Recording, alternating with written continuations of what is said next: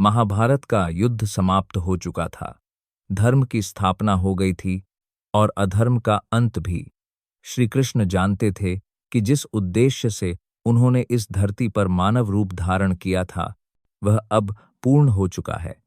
लेकिन युद्ध की समाप्ति के साथ ही संसार में शांति नहीं आई।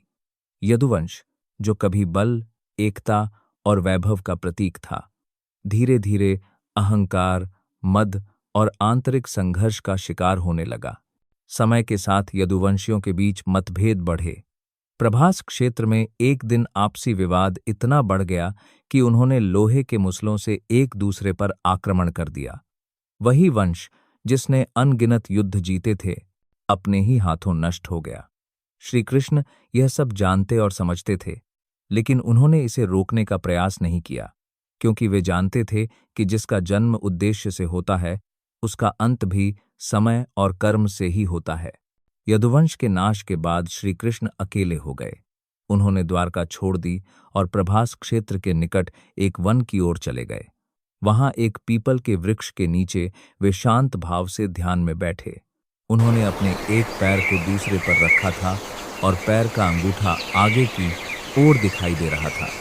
न कोई राजसी वैभव था, न कोई अस्त्र शस्त्र, न कोई अनुचर, केवल एक शांत मनुष्य जो अपने जीवन के अंतिम क्षणों को पूर्ण स्वीकार के साथ जी रहा था। उसी वन में जरा नाम का एक साधारण शिकारी रहता था। उसका जीवन शिकार पर निर्भर था। दूर से झाड़ियों के बीच उसे जो चमकता हुआ भाग दिखाई दिया, वह उसे हिरण का मुख प्रतीत हुआ। बिना अधिक सोच विचार किए उसने धनुष उठाया और बाण चला दिया। वह बाण सीधे श्री कृष्ण के पैर के अंगूठे में जा लगा। कृष्ण ने कोई चीख नहीं मारी, कोई प्रतिकार नहीं किया।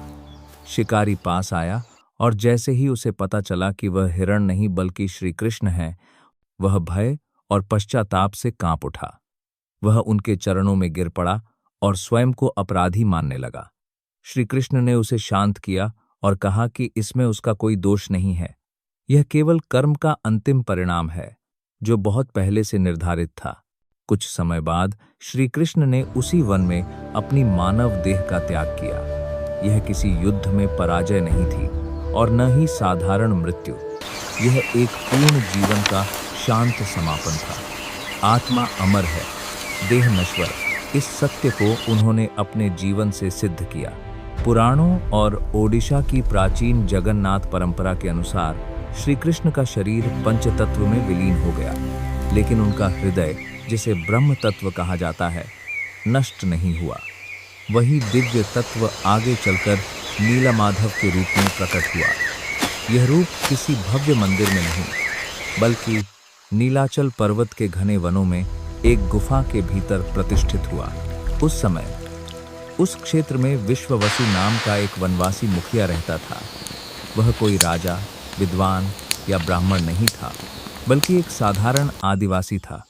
लेकिन वही नीलमाधव की गुप्त पूजा करता था। यह पूजा संसार की दृष्टि से छुपी हुई थी। न कोई शोर, न कोई प्रचार, केवल श्रद्धा और निरंतरता। कई वर्षों तक यह रहस्य वन तक ही सीमित रहा। बाद में राजा इंद्रद्युम्न को एक दिव्य देवता के अस्तित्व का संकेत मिला और उन्होंने उसकी खोज शुरू करवाई। उनके दूत विद्यानिधि को कठिनाइयों के बाद विश्ववसु का पता चला। पहले विश्ववसु ने रहस्य बताने से इनकार किया, क्योंकि यह केवल विश्वास और योग्यता से जुड़ा विषय था। लेकिन समय आने पर सत्य प्रकट हुआ। कहा जाता है कि इसके बाद नीलमाधव अदृश्य हो गए। वही ब्रह्म तत्व आगे चलकर दारु ब्रह्म के रूप में प्रकट हुआ और भगवान जगन्नाथ, बलभद्र और सुभद्रा के स्वरूप बने। यही कारण है कि जगन्नाथ की मूर्तियां पूर्ण मानवाकार नहीं हैं।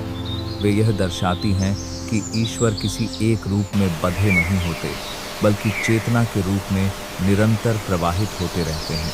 इस पूरी कथा में एक गहरी समानता दिखाई देती है। जैसे शंभाला केवल उसी को दिखाई देता है जो भीतर से तैयार हो, वैसे ही नीलमाधव और जगन्नाथ भी उसी को मिले जो अहंकार और अधिकार से नहीं, बल्कि श्रद्धा और शुद्धता से आगे बढ़ा। श्री कृष्ण का जीवन, उनका देह त्याग, नीलमाधव की गुप्त पूजा और जगन्नाथ का प्रकट होना, यह सब एक ही सत्य की अलग अलग कड़ियां हैं। सत्य बाहर नहीं बदला, केवल उसके रूप बदले। जो उसे पाने की जिद करता है वह भटक जाता है, और जो स्वयं को समझ लेता है उसे बिना खोजे ही मार्ग मिल जाता है।